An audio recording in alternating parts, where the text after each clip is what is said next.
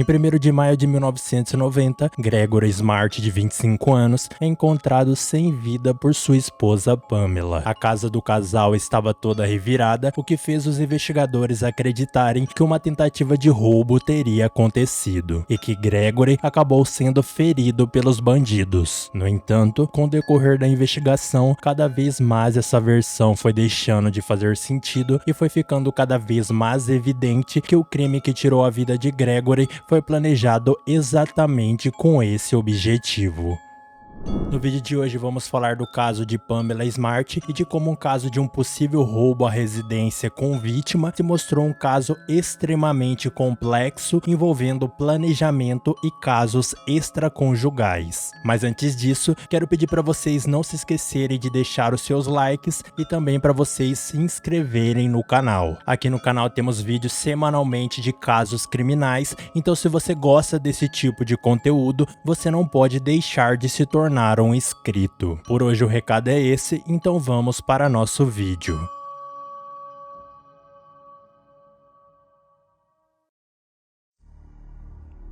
Derry é uma cidade localizada no estado americano de New Hampshire, no nordeste dos Estados Unidos, e tem aproximadamente 25 mil habitantes. Na época da nossa história, a cidade era conhecida pela sua tranquilidade e com uma baixa taxa de crimes violentos. Nela, residia Pamela Smart, de 22 anos, junto com seu marido Greg, apelido de Gregory Smart, de 25 anos. Greg e Pamela eram casados há 1 ano, mas contando com namoro e casamento, o casal já tinha 4 anos de relacionamento. Pamela conheceu Greg em 1986 e eles imediatamente sentiram atração um pelo outro. Quando conheceu Pamela, Greg era um roqueiro rebelde de cabelo castanho e que adorava usar uma jaqueta de couro, o que aparentemente deixou Pamela muito atraída por ele. Um pouco antes de se casarem, os dois se mudaram para Derry e quando Greg começou a viver uma vida de adulto com sua namorada, a fase de roqueiro rebelde foi deixada para trás. Greg encontrou um emprego na área de seguros, enquanto Pamela começou um novo emprego como coordenadora de mídia em um colégio em Hampton.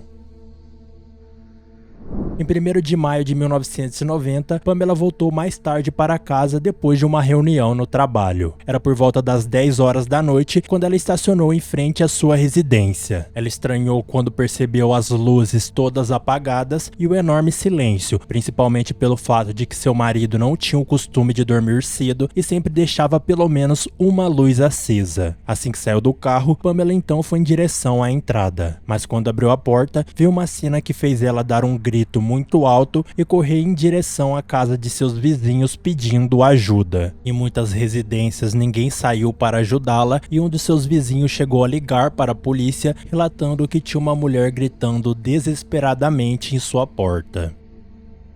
Quando os policiais chegaram na casa, viram Greg, o marido de Pamela, caído no chão com um ferimento grave na região da cabeça. E olhando mais de perto, eles perceberam que o homem já estava sem vida. Verificando a residência, eles encontraram vários quartos revistados com roupas espalhadas por toda a casa. Naquele momento, tudo indicava que um roubo teria acontecido e foi essa a hipótese levantada pelos primeiros investigadores que chegaram no local. De acordo com essa primeira versão, Greg teria retornado para casa à noite e teria sido surpreendido pelos ladrões, e em algum momento o roubo teria saído do controle e os criminosos atiraram em Greg. No entanto, várias dúvidas começaram a surgir, como o fato de os supostos ladrões terem escolhido aquele bairro que não era um dos melhores para cometer um crime sem ser percebido, e o fato deles terem feito isso durante a noite, um horário que geralmente as pessoas estão em casa, enquanto se eles tivessem cometido o crime de dia, provavelmente encontrariam a casa vazia. Nesse momento, os policiais não descartavam o roubo, mas trabalhavam com a hipótese de serem ladrões com pouco conhecimento, já que é comum criminosos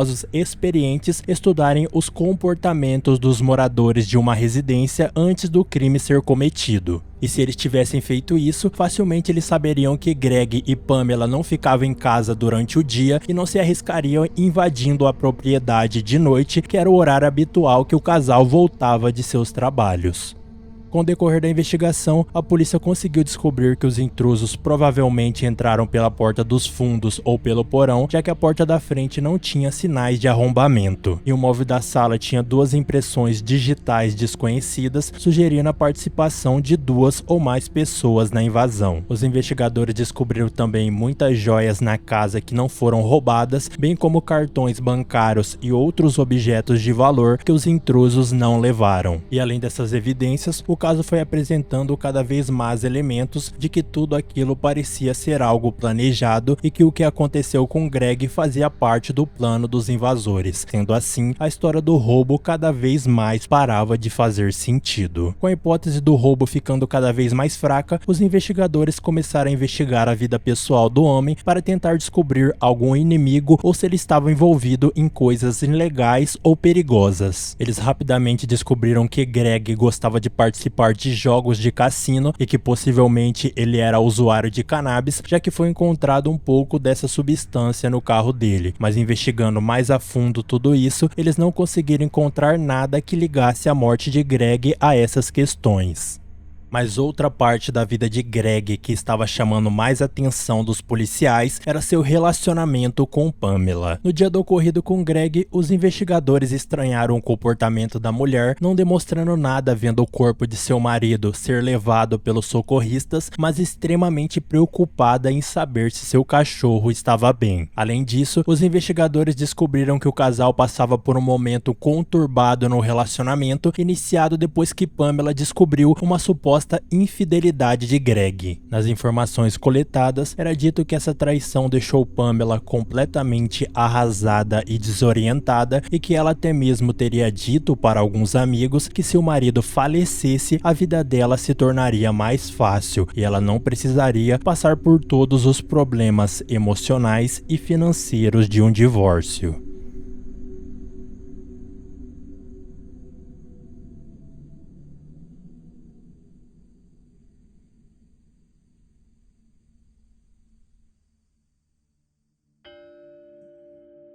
Quando o relacionamento de Pamela começou a passar por essa fase conturbada, cada vez mais ela começou a se dedicar a seu trabalho. E foi nesse período que ela conseguiu seu novo emprego como coordenadora de mídia em um colégio na cidade de Hampton. Quando chegou na escola, ela organizou sessões de recrutamento para atrair estudantes interessados nos cursos e também se tornou voluntária em um programa escolar de conscientização sobre drogas, onde acabou conhecendo o adolescente William Billy Flynn. Billy era um adolescente de 16 anos que há 3 anos morava apenas com a mãe depois que o pai faleceu em um acidente de carro. Com a morte do pai, o jovem ficou mais retraído devido aos problemas emocionais que isso trouxe para ele e para a família. Quando viu Pamela, Billy logo de início se sentiu atraído pela mulher que, diferente das outras professoras, tinha apenas 22 anos e tinha uma beleza jovem e atraente. Nos primeiros dias ele ficou tão encantado que chegou a confidenciar para um de seus amigos que estava apaixonado. À medida que foi se aproximando dela, o jovem começou a fantasiar sobre um possível romance deles e essas imaginações foram cada vez mais alimentadas quando ele percebeu que os desejos eram recíprocos. Pamela, que passava por dificuldades em seu casamento por conta da recente descoberta traição de seu marido, começou um jogo de sedução com Billy. É descrito que os dois começaram a realmente se sentir atraídos um pelo outro e o caso deles começou quando Pamela revelou seus desejos para o adolescente. Como Pamela tinha o costume de levar alguns alunos para sua casa na ausência do marido, Billy começou também a frequentar a residência da mulher. Quando teve seu primeiro encontro íntimo com a professora, o adolescente, que era virgem até aquele momento, ficou completamente obcecado pela mulher e chegou a se gabar para todos seus conhecidos sobre o caso. O casal de amantes chegou a ter outros encontros, mas a relação dos dois não duraria muito tempo. Meses depois do relacionamento iniciado, o crime com o marido da jovem professora colocaria fim em tudo.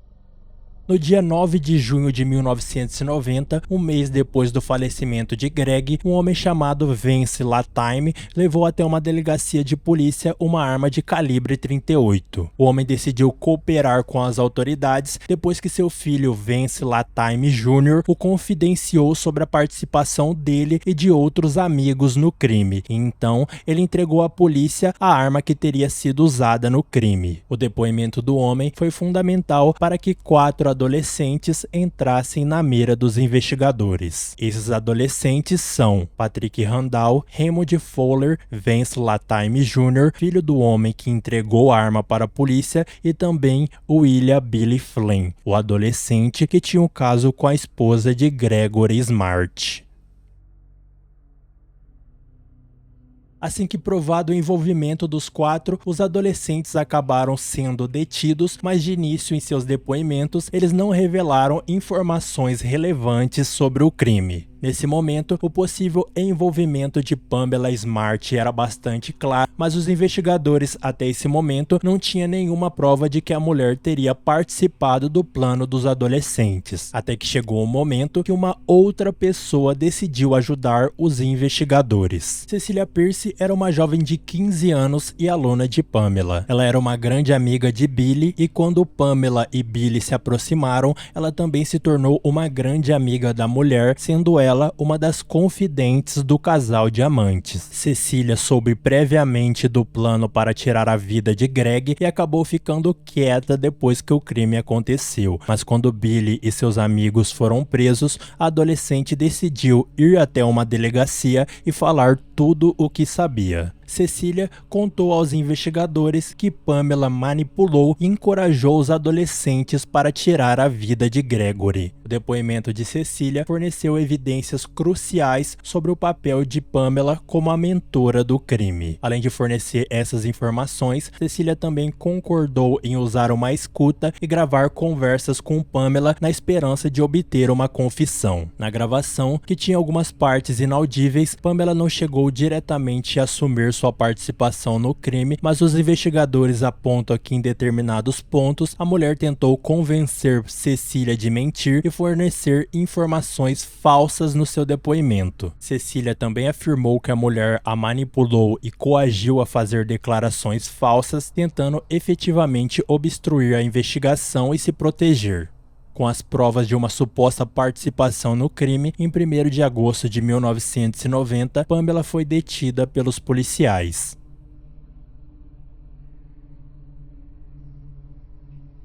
Na versão final dos investigadores, é dito que Pamela manipulou Billy a tirar a vida de Greg, ameaçando terminar a relação caso ele não fizesse isso. Billy então começou a pensar no crime e tentou incluir seus amigos no plano. De início, Vince e Patrick se recusaram a participar, mas eles mudam de ideia quando Pamela oferece um valor em dinheiro. O plano era invadir a residência em um dia que Pamela estaria em uma reunião de trabalho e assim ela teria um bom álibi para a polícia. E para despistar os investigadores, os adolescentes fariam parecer que tudo aquilo foi uma tentativa de roubo onde Greg acabou sendo vitimado.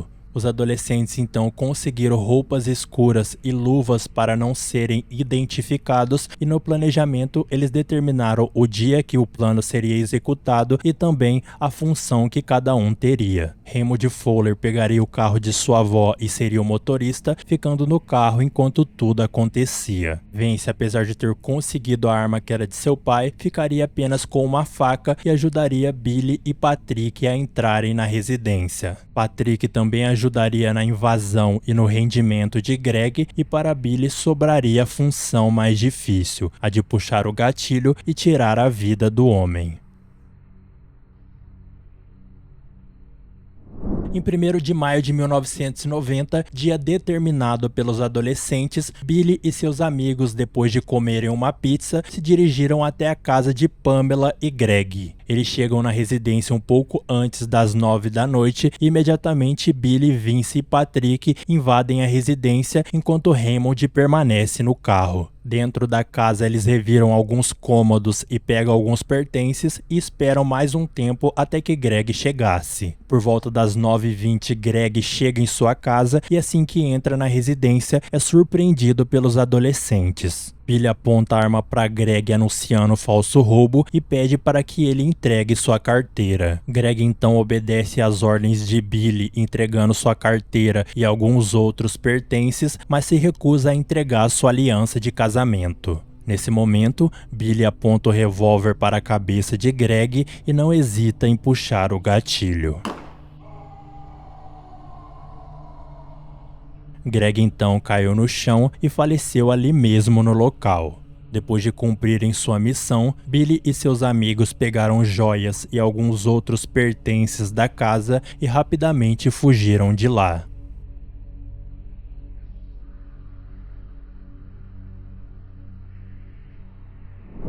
Algum tempo depois de serem detidos, Greg e outros adolescentes viram as complicações em seus casos e o medo deles pegarem as penas máximas fizeram eles confessarem o crime cometido, inclusive acusando Pamela de ser a mentora do plano. Segundo Billy, no decorrer da relação entre ele e Pamela, a mulher começou a gradualmente a falar dos problemas dela com o marido e falar como o divórcio seria prejudicial e que Greg poderia tomar tudo, incluindo casa, carro, roupas e até mesmo o cachorro. Até que chegou o momento em que a jovem professora ameaçou terminar o relacionamento caso ele não tirasse a vida do marido. E a partir desse momento, o plano começou a ser montado.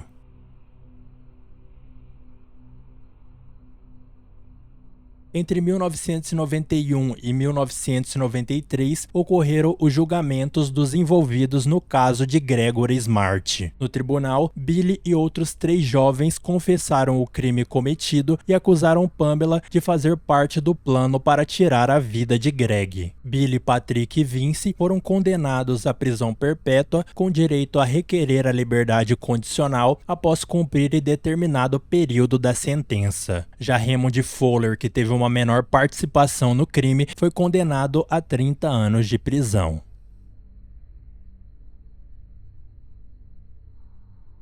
O julgamento de Pamela foi amplamente assistido e atraiu considerável atenção da mídia, em parte porque foi um dos primeiros julgamentos dos Estados Unidos a permitir a presença de câmeras de televisão no tribunal. A promotoria baseou-se fortemente no testemunho dos adolescentes e principalmente no depoimento e na gravação feito por Cecília. A tese colocada era que os adolescentes foram seduzidos pela professora para que ela conseguisse seu objetivo de se livrar do marido. Segundo a acusação, Pamela percebeu o controle que tinha sobre seu amante menor de idade e usou isso para fazê-lo cometer o crime e assim evitar um divórcio caro e se beneficiar de uma apólice de seguro de $140 mil.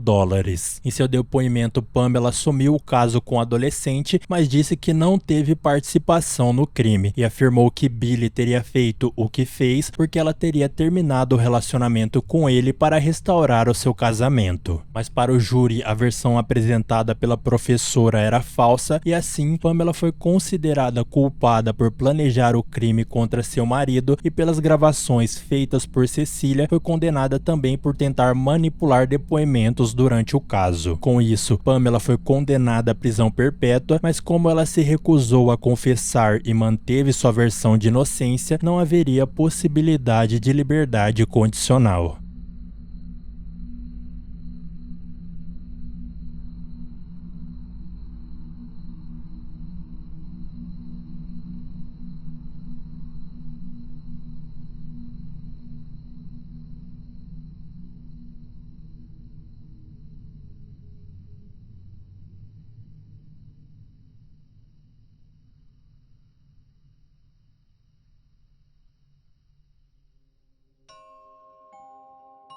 Em 2007, após cumprir 16 anos de sua pena, Billy acionou o seu direito à liberdade condicional, mas ele só foi libertado em 2015 após cumprir 25 anos de sua sentença. E assim como ele, seus outros 3 comparsas em anos diferentes também conseguiram esse benefício.